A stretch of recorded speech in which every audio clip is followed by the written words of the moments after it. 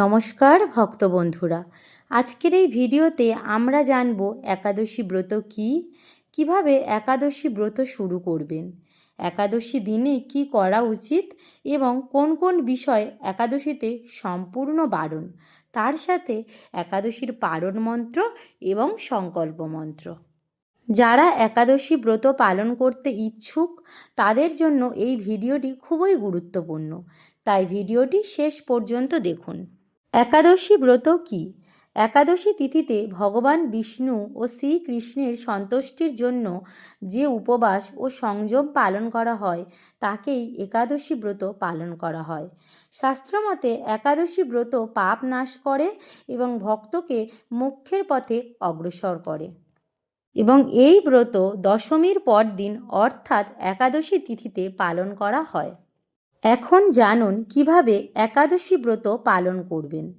ভগবান বিষ্ণুর সামনে মনে মনে সংকল্প নিন, আমি ভগবান বিষ্ণুর সন্তুষ্টির জন্য একাদশী ব্রত পালন করব।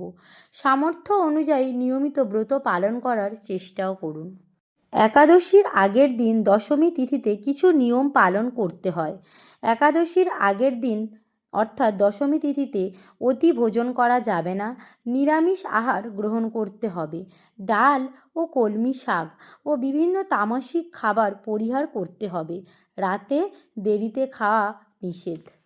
দশমীর রাত থেকে ব্রহ্মচর্য ও সংযম পালন করা অত্যন্ত গুরুত্বপূর্ণ।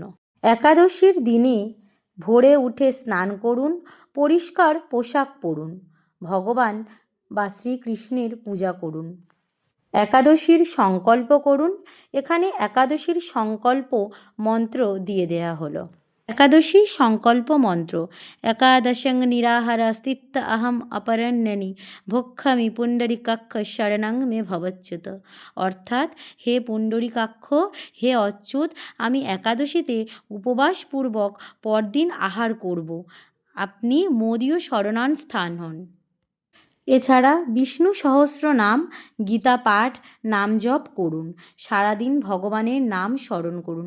এই দিন অন্তত 21 মালা নাম জপ করতে পারেন। এদিন মিথ্যে কথা, রাগ, হিংসা ও পরনিন্দা থেকে দূরে থাকতে হবে। এবার জেনে নিন একাদশীতে নিষিদ্ধ পঞ্চ রবিশস্য। ধান জাতীয় যেমন চাল, মুড়ি, চিড়া, সুজি, পায়েস, খিচুড়ি প্রভৃতি। গম জাতীয় আটা, ময়দা, সুজি, হরলিক্স, মিষ্টি, রুটি, বিস্কুট প্রভৃতি। যব ও ভুট্টা জাতীয় ছাতু, খই, রাট প্রভৃতি।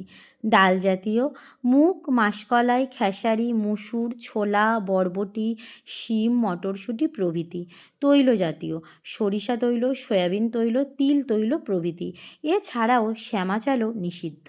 এছাড়াও একাদশীতে কিছু কাজ নিষিদ্ধ, যেমন ক্ষৌরকর্ম অর্থাৎ চুল, নখ, দাড়ি কাটা, রক্তপাত নিষিদ্ধ।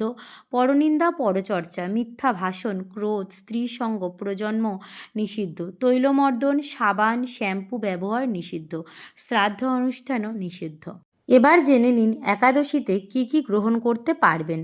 আপেল, আঙুর, আম, কাঁঠাল, জাম, লিচু, কলা, আখ, আমড়া, নারিকেল, কমলা, মাল্টা, বাঙ্গিফল, নাশপাতি, লেবু, গোল আলু, মিষ্টি আলু, চালকুমড়া, কাঁচা পেঁপে, ফুলকপি, দুধ, ঘি, সূর্যমুখী তেল, কাঁচা হলুদ, আদা, মরিচ, লবণ।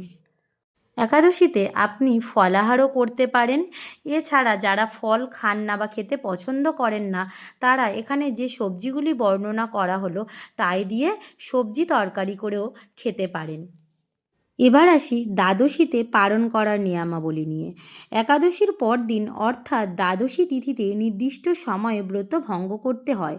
প্রথমে ভগবান বিষ্ণুকে ভোগ নিবেদন করতে হয়, তারপর নির্দিষ্ট সময়ে পালনের সময়সূচি অনুযায়ী পালন করতে হয়।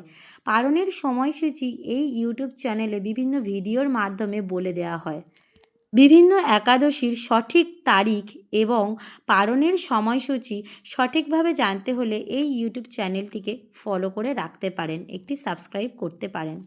একাদশীর পারণ মন্ত্র হল অজ্ঞান তিমিরান্ধস্য ব্রত নানেব কেশব প্রসিদ সমুখনাথ জ্ঞান দৃষ্টিপ্রদ ভব।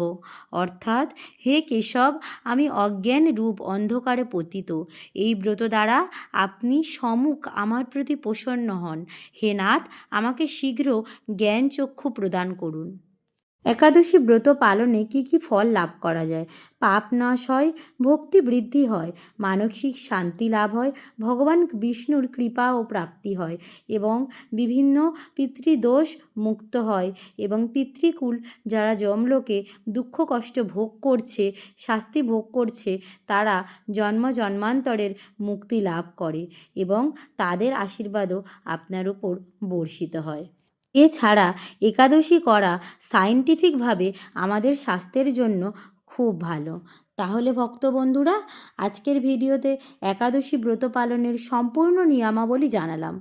ভিডিওটি ভালো লাগলে লাইক দিন এবং নতুন ভিডিও পেতে চ্যানেলটিকে সাবস্ক্রাইব করে রাখুন এবং ভিডিওর নিচে কমেন্টে জয় শ্রীহরি, রাধা রাধা, রাম রাম কমেন্ট করতে কিন্তু ভুলবেন না। নমস্কার, ধন্যবাদ।